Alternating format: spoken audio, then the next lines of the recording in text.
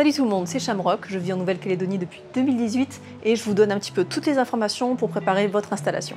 Dans cette vidéo, on va voir tout ce qui est transport, comment on déménage en Nouvelle-Calédonie, comment on achète une voiture, comment on fait venir son animal de compagnie et en fin de vidéo, je vais vous présenter une association dont le but est de vous aider à vous installer ou vous réinstaller en Nouvelle-Calédonie.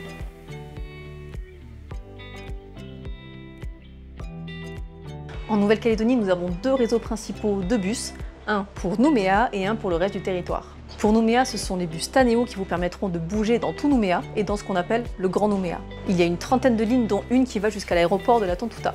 Personnellement, j'ai pris le bus pendant 9 mois à mon arrivée et j'ai jamais eu de soucis. Petit conseil, arrivez un petit peu en avance par rapport à l'horaire parce qu'il arrive que le bus soit aussi en avance. Niveau sécurité, j'ai jamais eu de soucis. Après, je pense que ça dépend des lignes et des horaires. Vous pouvez acheter votre billet directement dans le bus à 300 francs et sinon il y a des passes rechargeables et là le billet est à 225 francs.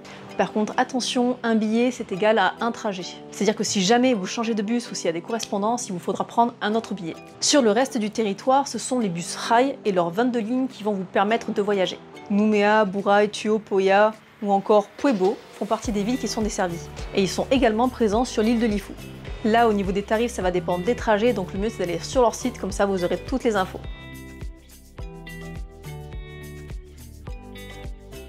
Sur Nouméa, il y a les taxis verts, et vous l'aurez deviné, ils sont verts. Pour commander, il faut appeler au 28 35 12 ou leur faire coucou. Niveau tarif, la course minimum elle est à 555 francs, la prise en charge elle est à 320 et le kilomètre à 117. En théorie, ils sont disponibles 24 h sur 24, 7 jours sur 7. Mais en pratique, en sortant de boîte de nuit, vous avez très peu de chances pour qu'ils viennent vraiment vous chercher. Je pense qu'ils ont eu des mauvaises expériences avec les gens de boîte de nuit, du coup, ils préfèrent pas prendre de risques. Dans cette situation, le mieux c'est de passer par un transporteur privé. Il y en a même qui sont spécialisés pour les soirées. Et ça, vaut mieux faire une petite recherche sur Google, comme ça vous aurez les dernières informations à jour.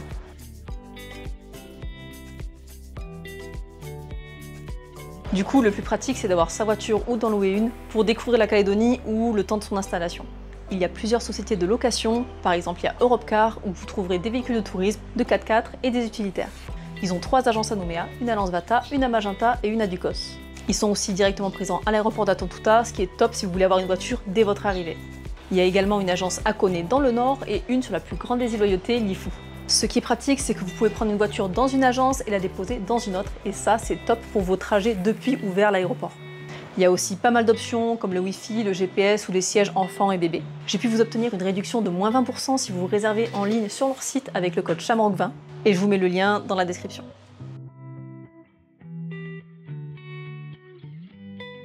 Il y a plus en plus de gens qui vont travailler en vélo, en trottinette électrique ou en skate. Actuellement, il y a 28 km de pistes cyclables dans Nouméa, mais la mairie a mis en place un schéma de progression et on devrait avoir 80 km de pistes d'ici 2039. Pour moi, c'est pas forcément le moyen de transport le plus safe. On n'a pas encore des pistes cyclables partout, la circulation est assez dense en centre-ville. En Calédonie, il y a beaucoup de gros pick-up et l'état des bords des routes, des fois, est approximatif. Mais il y a quand même de plus en plus de gens qui font leur trajet quotidien en vélo sans aucun problème. Ça va surtout dépendre de où tu travailles et de où tu habites.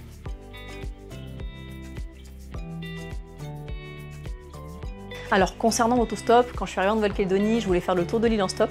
Tout le monde m'a dit de ne pas le faire, j'ai pas écouté, je l'ai fait, j'ai regretté. Je vous raconterai peut-être ou pas. Du coup, je vous le déconseille fortement, que ce soit dans le sens où vous fassiez du stop ou que vous preniez quelqu'un en stop. Je fais quand même une parenthèse concernant les îles, où c'est beaucoup plus admis et c'est beaucoup plus safe.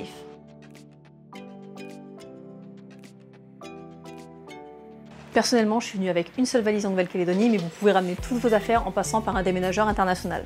C'est du coup un professionnel qui va s'occuper de tout votre déménagement. Il y a plusieurs sociétés qui s'occupent de ça avec des services différents. Certains vont même jusqu'à emballer vos affaires et les déballer directement à l'arrivée. Il est d'ailleurs conseillé d'emballer vos affaires dans du plastique au cas où il y ait de l'humidité qui arrive pendant le trajet pour protéger vos affaires. Et il faut aussi vous y prendre au moins 3 mois à l'avance. Alors quelles sont les étapes d'un déménagement en Nouvelle-Calédonie? En premier, vous devez vraiment définir ce que vous avez besoin de prendre. Et après, contacter un déménageur dans votre région. Ensuite, le déménageur va venir chez vous pour évaluer le volume et pouvoir vous faire un devis qui soit adapté à vos besoins. L'étape suivante, c'est emballer toutes vos affaires, mais surtout faire une liste de toutes les choses que vous prenez. Cette liste, elle vous sera demandée par la douane et par votre assureur. Ensuite, il ne vous reste plus qu'à charger toutes vos affaires dans le conteneur et c'est parti pour le voyage en bateau pour lui. Une fois que vos affaires seront arrivées à Nouméa et que vous aurez payé les taxes associées, en fonction du service que vous aurez pris, vous pourrez déballer vos affaires ou elles vous seront livrées directement et déballées chez vous.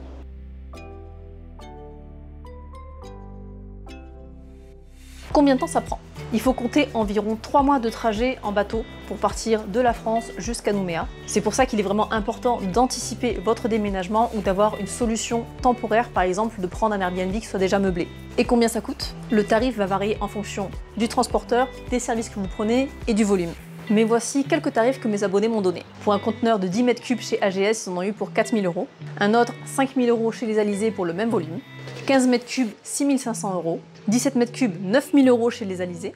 40 mètres cubes, 7 000 € chez AGS. 9,5 mètres cubes, 6 500 € chez Audinet Déménagement. Alors les variations de tarifs vont dépendre évidemment des transporteurs, mais aussi des services qui ont été pris. Si vous n'avez pas beaucoup d'affaires et que ça ne remplit pas un conteneur entier, vous pouvez en partager un. Soit vous trouvez vous-même les personnes avec qui le partager, soit vous prenez un conteneur partagé directement chez le déménageur. À ce moment-là, le conteneur partira seulement quand il sera plein, donc ça risque d'allonger la durée. Si vous êtes militaire, c'est l'armée qui va prendre en charge votre déménagement et le volume qui vous sera attribué dépendra du nombre de personnes qui sont dans votre foyer. Dans tous les cas, je vous mets quelques entreprises de déménageurs en description.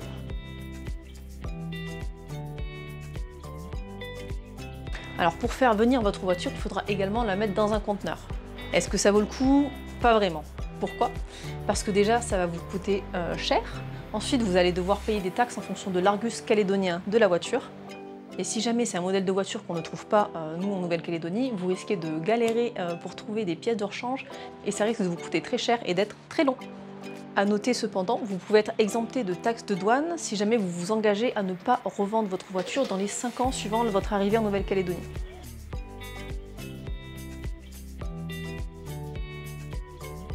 Du coup, je vous conseille plutôt d'acheter une voiture sur place. Et vous pouvez acheter une voiture dans l'une des nombreuses concessions de l'île. Il y a plusieurs marques connues, mais aussi des marques qui ne sont pas encore en métropole, comme Geely. C'est une marque qui est issue du groupe qui a racheté Lotus et Volvo et qui propose des voitures assez haut de gamme avec pas mal d'équipements, de la technologie embarquée et pour un bon rapport qualité-prix. Vous avez par exemple le Coolray qui est le crossover de la marque ou encore mon préféré, l'Ascara qui est le SUV 4x4 hybride. Je suis partie plusieurs fois en road trip avec ces voitures et franchement, j'ai pas été déçue. Vous trouverez toutes les infos sur la marque et les modèles sur leur site que je vous mets en description. Comme ça vous donne une bonne petite idée du marché de l'automobile neuve en Nouvelle-Calédonie. En plus, ils sont en train de sortir un nouveau SUV compact qui est parfait pour profiter de Nouméa et de ses alentours, c'est le GX3 Pro.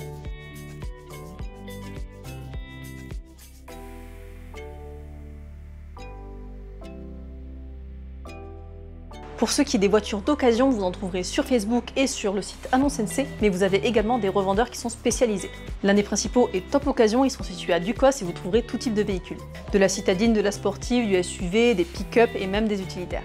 Les véhicules sont contrôlés, vérifiés et garantis. Et ça, c'est pas mal pour pas avoir de mauvaises surprises par la suite, et ça, je parle d'expérience. Puis là au moins, si jamais le véhicule ne vous convient pas, vous pouvez les changer. Et évidemment, le jour où vous quittez la Calédonie ou vous voulez vendre votre voiture, ils font la reprise. Vous pouvez voir tous les véhicules disponibles sur leur site que je vous mets en description.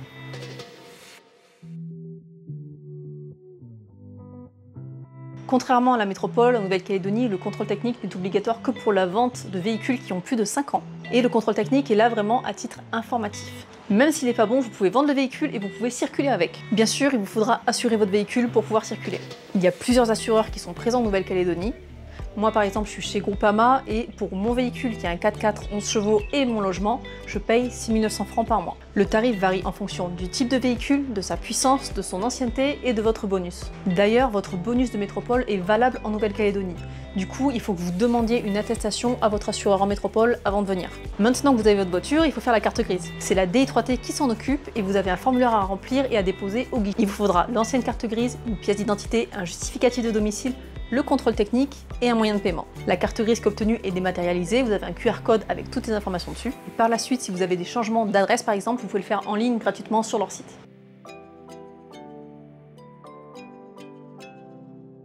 Si vous avez prévu de venir avec un animal de compagnie, voici quelques informations. La Nouvelle-Calédonie a la chance d'être exempte de rage, il y a donc des procédures sanitaires pour l'importation des animaux. La première étape est donc de contacter la DAVAR afin d'obtenir un permis d'importation. C'est l'organisme qui s'occupe de toutes les affaires vétérinaires de l'île. Vous aurez ainsi toutes les informations concernant l'importation de votre animal. Je vous conseille de vous y prendre minimum 6 mois à l'avance, surtout si votre animal n'a pas été vacciné contre la rage. Vous devrez d'ailleurs fournir des documents de santé concernant votre animal à la DAVAR, notamment un titrage antirabique de plus de 3 mois et de moins de 12 mois, pour vérifier que votre animal a ses anticorps contre la rage dans son sang. Il y a également des examens et des tests de dépistage à faire. Certains vaccins sont aussi obligatoires. Pour le chat par exemple, on a la rage, le coryza, la panleucopénie infectieuse et les chlamydioses. Pour les chiens, on a la rage, la maladie de Carré, l'hépatite de Rubart, la parvovirose et la toux du chenil. Pour d'autres maladies, votre animal doit soit être vacciné, soit être testé avant le départ. Et vous trouverez vraiment toutes les infos sur le site de l'Adavar. C'est votre référence. Pour le vol, votre animal devra obligatoirement voyager en fret et parfois sur un vol qui est différent du vôtre. Donc impossible de voyager avec votre animal à côté de vous par exemple. Pour cela, vous devez passer par un transporteur spécialisé. Le tarif variera en fonction du transporteur, de la taille de la caisse qui doit être aux normes IATA, du poids total animal plus caisse et du prix du billet. C'est le transporteur chez qui vous aurez déposé votre animal qui s'occupera du transfert vers l'aéroport, de la visite vétérinaire à l'aéroport et de superviser l'embarquement. Vous pouvez cependant choisir d'acheter vous-même la caisse de transport, soit d'occasion, mais je sais qu'il y en a aussi sur le site d'Air France. Je vous mets le lien de quelques transporteurs en description. Tout animal entrant en Nouvelle-Calédonie est soumis à une période de quarantaine dans un centre à Païta qui est à côté de Nouméa. La durée d'isolement dépend du pays d'origine, mais pour la métropole, la durée est de 10 jours. Cette quarantaine est payante et vous trouverez tous les tarifs sur leur site. Mais pour un chien de plus de 10 kg, le tarif est à 59 200 francs, ce qui fait à peu près 500 €. Et pour un chien ou un chat de moins de 10 kg, on est à 50 600 francs, ce qui fait 420 €.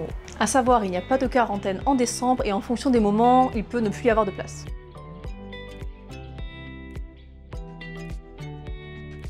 Le coût total pour ramener votre animal de compagnie est très cher. Selon les cas, il faut payer les frais vétérinaires, l'achat de la caisse, le transporteur, le billet d'avion et la quarantaine. Sans oublier les taxes. Voici quelques témoignages que j'ai recueillis auprès de mes abonnés quand ils ont fait venir leur animal. Pour un Yorkshire Terrier, on était à 2 800 € le billet. Pour un Leonberg, 8 000 € de billet plus une caisse sur mesure. Pour un Cocker, on était à 4 500 €. Un Malinois, 6 000 €. Un Border Collier, 5 000 €. Il y en a un qui a fait venir 2 chiens de 10 kg, il en a eu pour 4 800 €. Et un autre, un chien, 7 000 €. Pour les chats, ça coûte entre 1 500 et 3 000 €. Et là, on parle juste du billet aller. Il va falloir prendre en compte le billet retour, même s'il est moins cher.